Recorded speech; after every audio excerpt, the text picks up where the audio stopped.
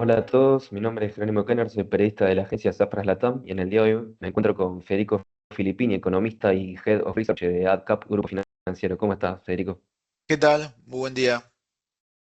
Bueno, me gustaría comenzar por un tema que vuelve a estar en la atención del mercado, que es el dólar, ¿no? Después de un periodo de volatilidad en lo que fue las elecciones del año pasado, estuvo bastante calmo estos meses y ahora se volvieron a registrar mayores movimientos y se encuentra en lo que es este borde de un techo virtual de los 1500.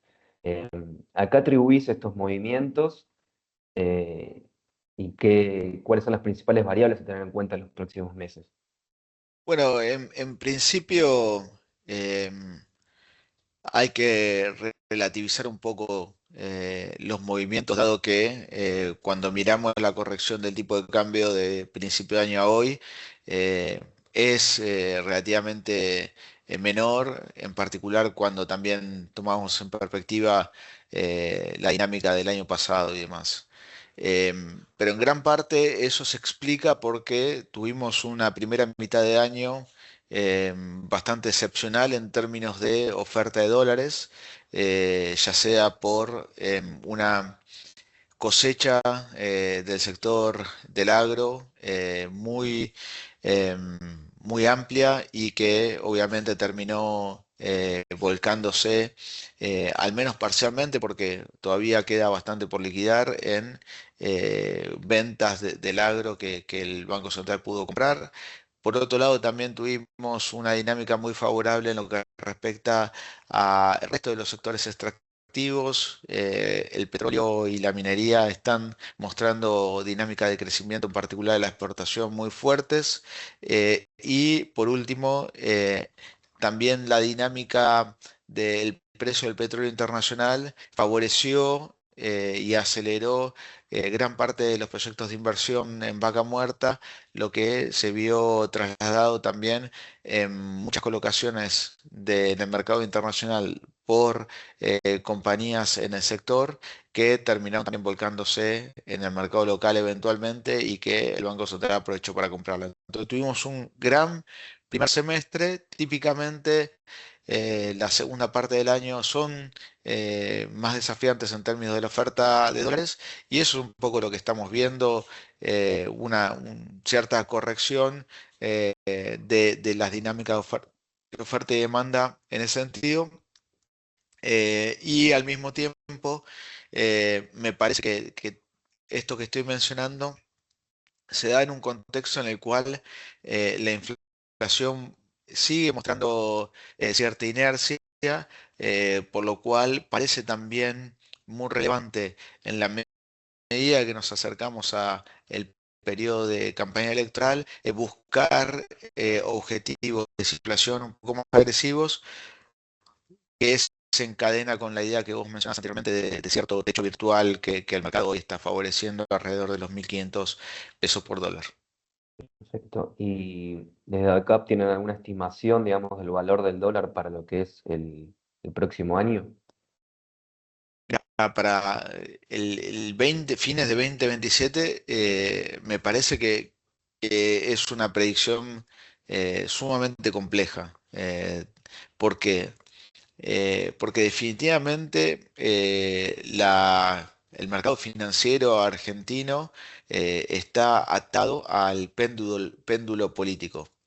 Hoy en ese péndulo político sabemos qué hay en uno de los lados, pero definitivamente no sabemos qué hay del otro lado del péndulo.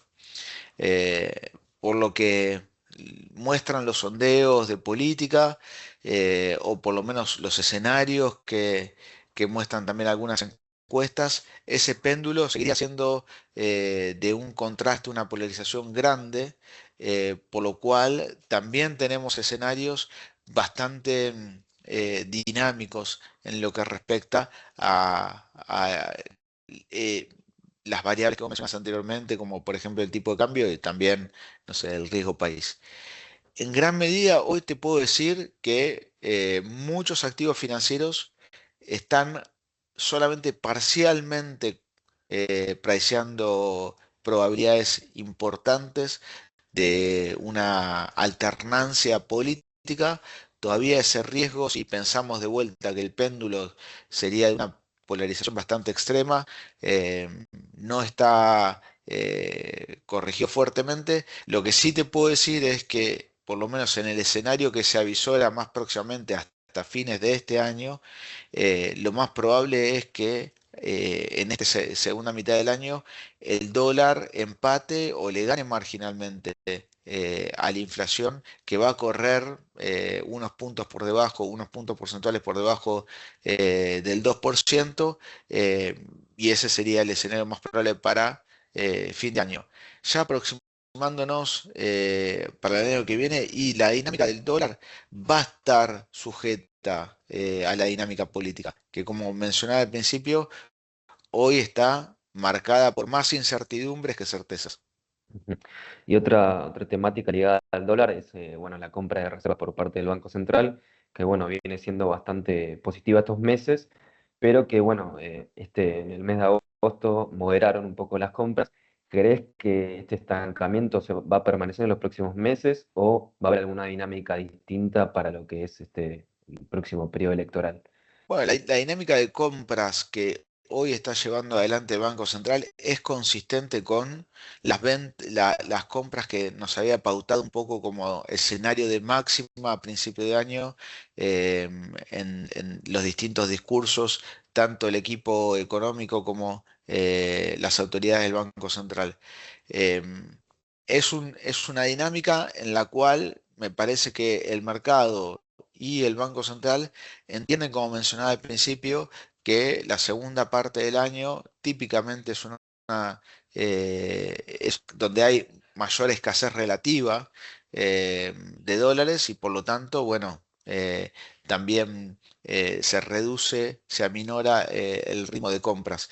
Dicho esto, me gustaría enfatizar que sí, algo que estamos viendo es que, más allá de que las compras del agro a principio, en la primera mitad del año, fueron en ritmos y niveles similares a los de años previos, dado la magnitud de la cosecha, queda bastante remanente para vender por parte del agro para la segunda mitad del año, y eso nos podría traer alguna sorpresa positiva, ya sea en el aumento de ritmo de compras diarias o algunas compras de bloques.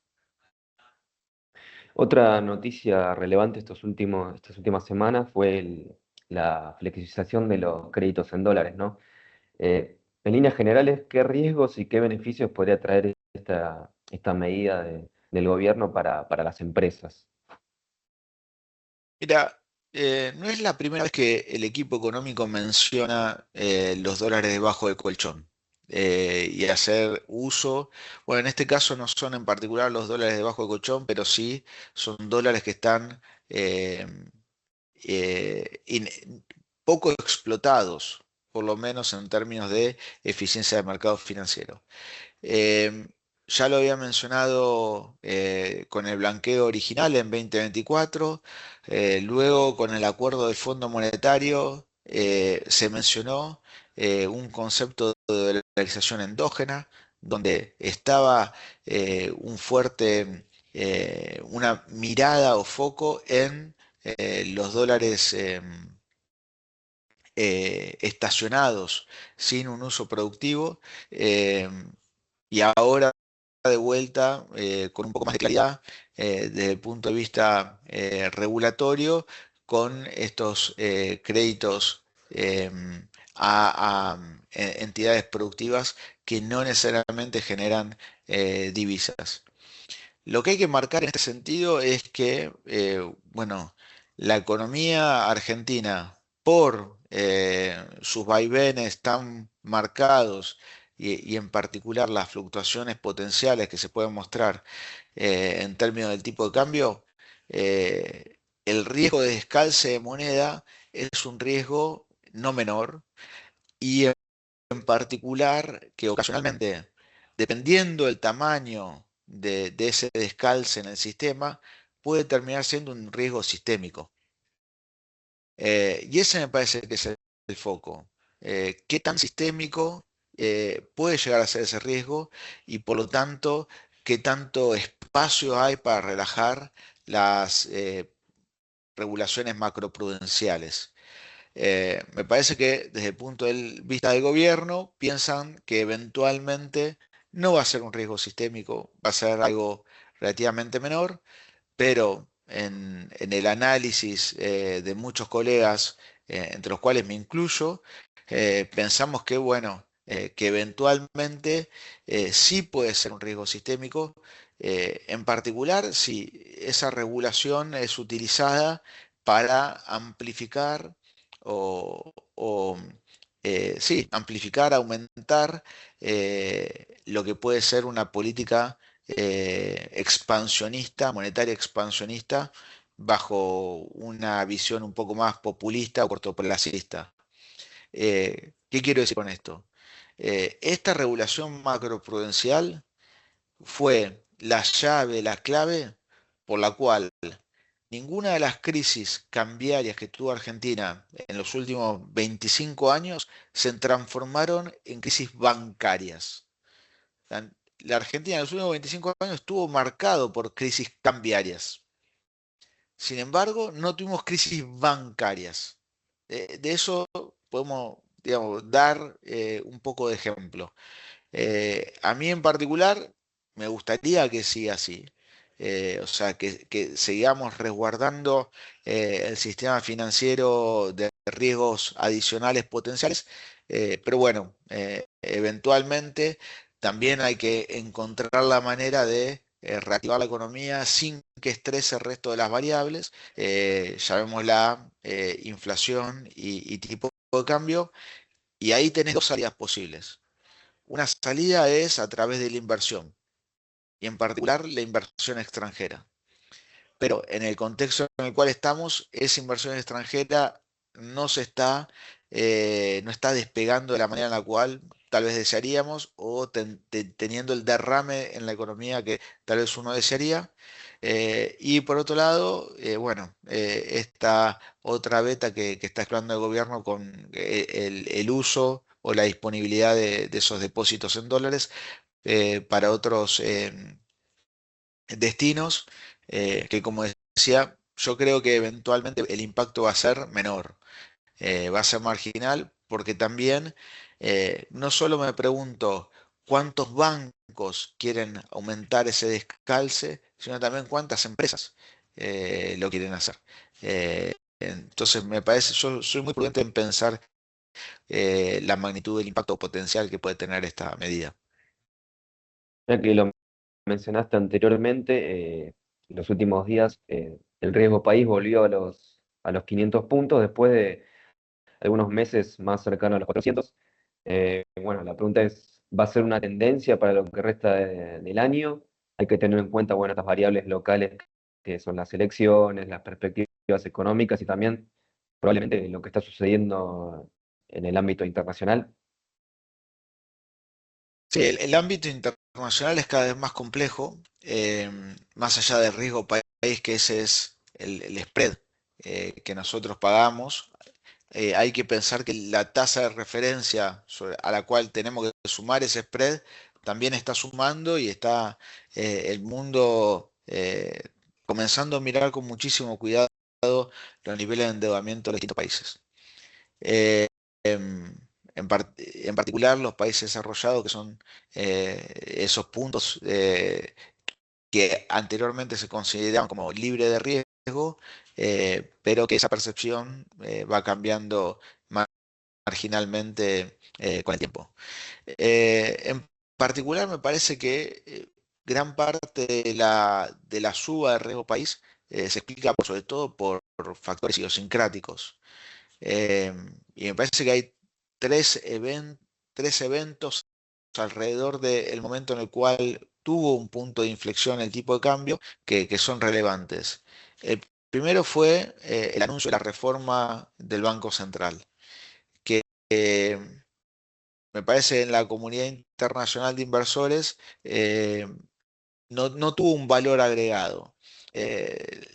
Una lectura posible de esa propuesta de reformas es que, bueno, que eventualmente un gobierno con otra alineación política podía revertirlo fácilmente. Entonces, se vio como una medida eh, que realmente no iba a tener un impacto de corto plazo.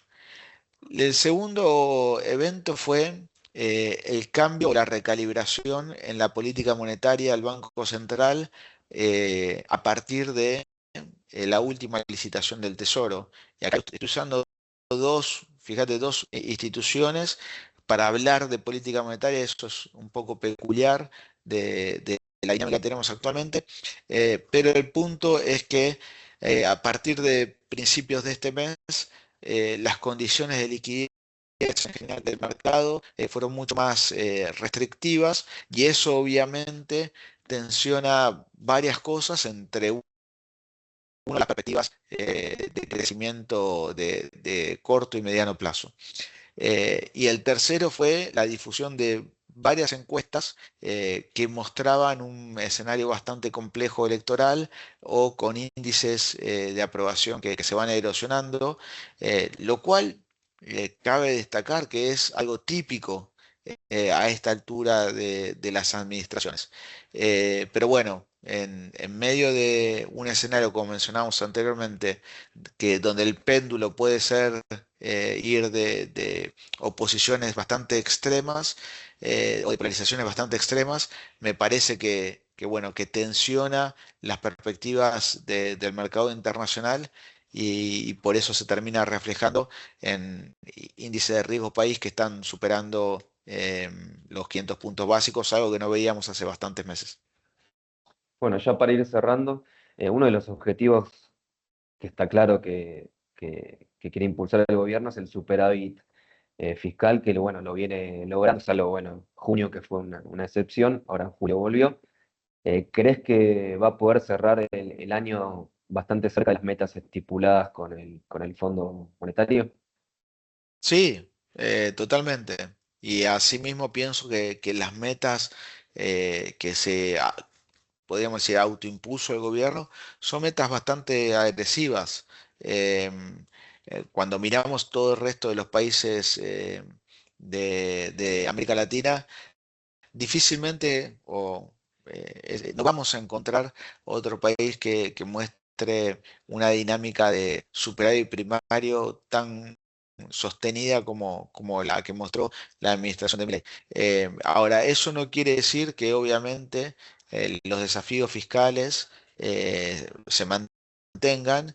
El gobierno tiene que seguir poniéndole mucho foco y no distraerse de la dinámica fiscal porque en parte los recursos, la recaudación que está recolectando el gobierno también expresa o depende de la dinámica de actividad, que como mencionábamos anteriormente, en muchos sectores está bastante floja. Entonces, digamos, no hay mucho espacio para relajarse. Más que nada, ese objetivo de superávit primario se va a alcanzar, pero el gobierno se tiene que mantener muy atento de no expandir sus gastos de manera inapropiada. Perfecto, bueno, Federico, clarísimo. Estaremos atentos a todas estas temáticas que seguramente estén en conversación del mercado y de la gente en general. Muchas gracias por el tiempo. Un placer. Muchísimas gracias a ustedes.